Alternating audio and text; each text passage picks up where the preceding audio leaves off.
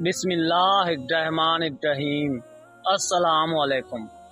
حضرت عبداللہ بن مبارک رحمۃ اللہ علیہ فرماتے ہیں کہ ایک مرتبہ مکہ معظمہ میں شدید قحط پڑا۔ لوگ نماز استسقاء کے لیے میدان عرفات میں جمع ہوتے رہے، لیکن کسی طرح قحط کے آثار کم نہ ہوئے۔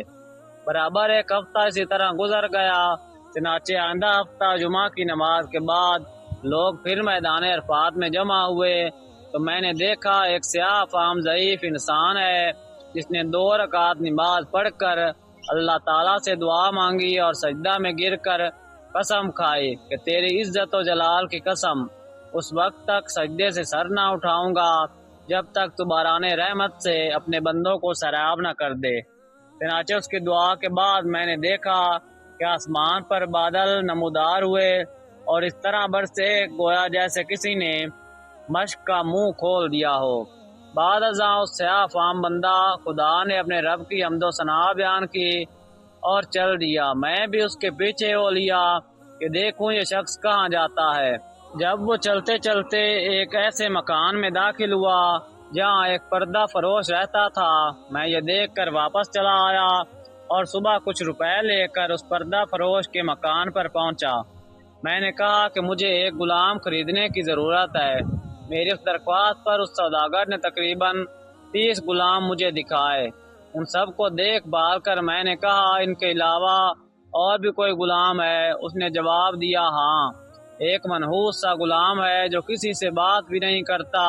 میں نے کہا اسے بھی دکھا دو۔ وہ سوداگر اسی غلام کو لے آیا جس کو میں دیکھ چکا تھا کہ اس کی دعا سے اللہ نے باران رحمت کی۔ میں نے اس سوداگر سے دریافت کیا کہ تم نے اس کو کس قیمت پر خریدا ہے؟ سوداگر کہنے لگا کہ خریدا تو میں نے 20 اشرفیوں کا، مگر آپ کو صرف 10 اشرفیوں کا دے دوں گا۔ یہ سن کر عبداللہ بن مبارک نے فرمایا کہ ہمیں اس کی ضرورت نہیں، بلکہ میں تم کو اس کی قیمت میں 27 اشرفیاں زیادہ دوں گا۔ بس اس کا سودا کر کے میں غلام کو ہمراہ لے کر جانا چاہتا ہوں۔ غلام کہنے لگا اے میرے آقا، آپ نے آخر مجھے کیوں خریدا ہے؟ میں تو کسی بھی خدمت کے قابل نہیں ہوں۔ میں نے عرض کیا کہ میں نے تم کو اس لیے خریدا ہے کہ تمہارا خادم بنوں اور تم میرے مالک۔ میری اس بات پر غلام نے دریافت کیا کہ آپ ایسا کیوں کہہ رہے ہیں؟ اس پر میں نے عرض کیا کہ میں کل تمہاری کرامت دیکھ چکا ہوں۔ اللہ نے تمہاری دعا قبول فرمائی اور اپنی رحمت کی بارش کر دی جس کے لیے مخلوق پریشان تھی۔ اس نے دریافت کیا کہ کیا واقعی آپ نے ایسا دیکھا ہے؟ میں نے کہا ہاں۔ اس کے بعد اس نے دریافت کیا کہ کیا آپ مجھے آزاد کرتے ہیں؟ میں نے کہا کہ تو اللہ کے واسطے آزاد ہے۔ اس کے بعد غیب سے آواز آئی ابن مبارک، تجھے بشارت ہو، اللہ تعالیٰ نے تیری مغفرت فرما دی۔ بعد ازاں اس غلام نے کامل وضو کر کے 2 رکعت نماز پڑھی اور کہا کہ اس چھوٹے آقا کی آزادی پر تو اللہ کا شکر ہے، مگر مولائے اکبر کے آزاد کرنے پر اس کا شکر کس طرح ادا کروں؟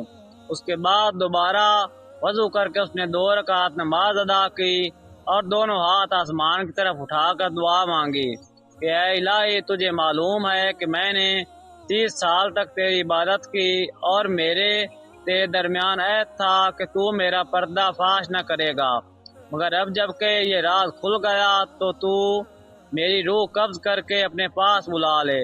اتنے میں وہ بے ہوش ہو کر گرا، جو دیکھا تو اس کی روح پرواز کر چکی تھی۔ حضرت عبداللہ بن مبارک فرماتے ہیں کہ میں نے اس کو معمولی کفن دیا اور نماز پڑھ کر دفن کر دیا۔ بس جب میں سویا تو کیا دیکھتا ہوں کہ 2 خوبصورت بزرگ عمدہ سا لباس پہنے ہوئے، ان میں سے ایک صاحب نے مجھ سے فرمایا اے ابن مبارک، کیا تجھے اللہ تعالیٰ سے شرم نہیں آتی؟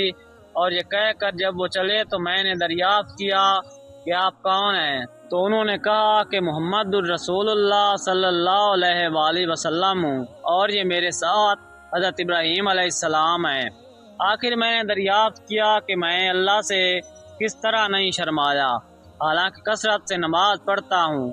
اس پر انہوں نے ارشاد فرمایا کہ آج اولیاء اللہ میں سے ایک ولی کی وفات ہوئی اور تم نے اس کو اچھا کفن نہیں دیا۔